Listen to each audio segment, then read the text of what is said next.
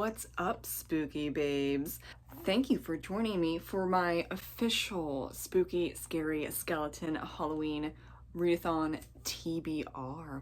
I am, in fact, reading 8 books for the month of October, and they all match up to my 8 prompts for the readathon. I don't know if I'm going to finish all 8, but it's a great goal. And kind of, sorta, looking at some of the books, there might be a DNF or 2. I don't know, but there might. So maybe it will work out in the end. I'm gonna go from prompt 1 in numerical order, but I know for a fact I'm not reading in order. So the first prompt in the book is read a classic horror novel, and I'm going with Cujo by Stephen King. My husband really loves Stephen King, and he suggested this one. I watched the movie once, and it was really good. It pissed me off, but it was really good. So then my husband was like, yeah, you should read the book. So I'm gonna do it. This is from the 70s. Let me actually just check. It does count as a classic. 1981. I was kind of close. Note that a classic horror novel has to be at least 30 years old, so I made it. Number 2, read a fiction or nonfiction book about a serial killer. And I chose Red Dragon by Thomas Harris because I really want to read the second book, and you have to read the first book for it to make sense. And I remember watching The Silence of the Lambs kind of younger than I am now, and I was blown away. Love Anthony Hopkins, love Jodie Foster, so I now really want to read the book series, and this of course fits the second prompt, so I'm totally throwing it in there, even though I'm kind of sort of just reading this just to get to the second book onwards, but it's fine. Maybe I will just love the first book and therefore the series. I have high hopes. Number 3, read a book that has an orange cover or has the word orange in the title, and I went with A Clockwork Orange. Also, there's an orange bubble that kind of takes up a good portion of the cover, therefore I'm nailing both options. Now, Patrick mentioned that this might be a DNF because of how it's written. Oh no. Okay, oh no. I'm a little hesitant. But yeah, older works of literature I have a low tolerance for because of all of the exposition and the purple prose and the flowery language and the lack of periods. So I'm kind of hoping that this isn't a DNF, but I have been warned. So I'm not sure, but if it is a DNF, that's okay, because that's totally within guidelines, y'all. Don't feel bad if you DNF. I also have the movie waiting. So if I don't like the book, I do have the movie. I don't know how close it is to the book, but that's fine. It's totally fine. Number 4, read a book with ghost and or ghouls. And I'm going with Your Blood, My Bones by Kelly Andrew. And it's too late to change. I'm pretty sure this is about a ghost, if not a ghost haunting. If not, that's fine. But I have been told it's about a ghost. So there are some people that's saying it's not. I'm not sure. And I don't want to read the spoilery reviews on Goodreads to find out if it's a ghost or it's something else. But the summary gives ghost vibes. So here we are. Not trying to feel bad that this might not be a ghost story. Number 5, read a book where the main character is a witch, and I'm going with A Secret History of Witches by Louisa Morgan. This might be another DNF. I'm not sure. Also, my god, it's so thick. but I loved the edges, the uneven pages. I forget what they're called, and people keep reminding me what the official definition is, where the edges are uneven. I just say uneven pages, sorry. I got this, if you could see, for $4.99 at Books A Million Books, something.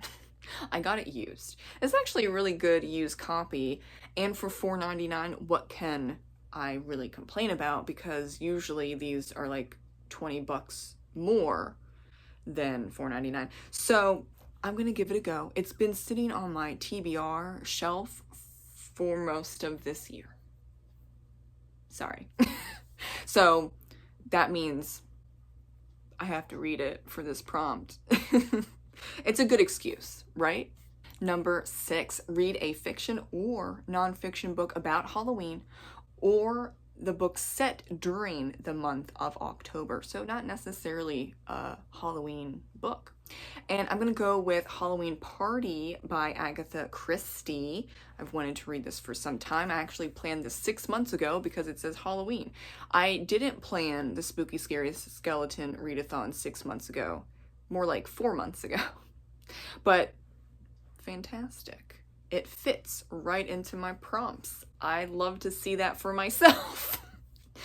And like, this was $8.99 or something. I caught it on a sale. And I think this arrived within a day or two. Now, that depends on where you live, of course, but I'm seeing a lot of people struggling with prompt 6. So this is an option. And depending where you are, it could arrive in less than a week. So just keep that in mind. Number 7, lucky number 7. Read a thriller by an author you've never heard of.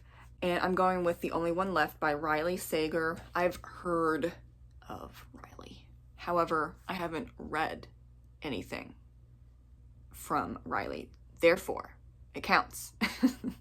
And also, I forgot, it was a couple bucks off the paperback, so compared to the other books, I bought this one because it was cheaper. I have heard great things about The Only One Left, and that was another point for it. So I am excited to see if this thriller writer is good, and if so, I will buy all of the books. Doesn't even matter what it's about, I will buy, because I always need more thriller books. And lastly, number 8, read a book with a black cover. And I went with Cunning Folk by Adam Neville. It's mainly black, okay? The huge boar's face is mainly black, so I'm counting it. It's okay if it's not completely black. It doesn't have to be 100% or 95% or 90% black. It can be a mix, but the boar's head really stands out, so I am counting it.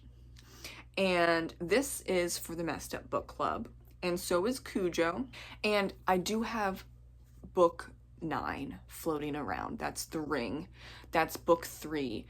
Like I said, I planned this only a few months ago, but the Messed Up Book Club, not associated with the Readathon. But if you hang around my channel, you know that I'm part of a Messed Up Book Club with Patrick, Brian, and Sori, and sometimes Nathan and a few others join depending on the book.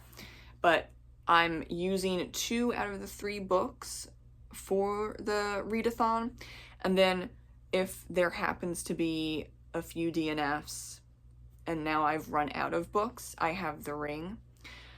And I also am going to read it anyway, so it might or might not go into November, but we'll see. Thank you so much for watching my TBR for the Spooky Scary Skeleton Readathon.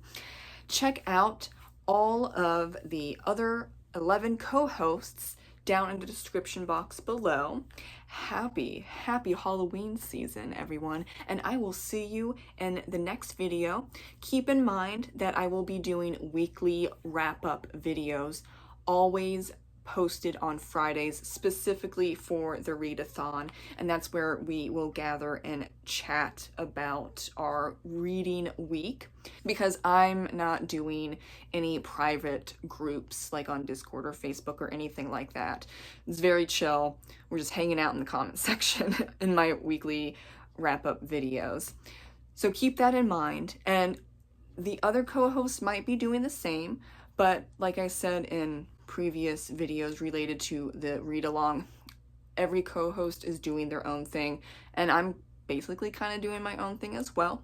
So for sure, you can hang out in the weekly wrap-up videos on my channel, and you might be able to also hang out and talk about your spooky books with other co-hosts on their channel.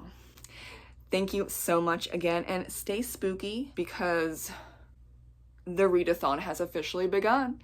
Thank you again. Bye.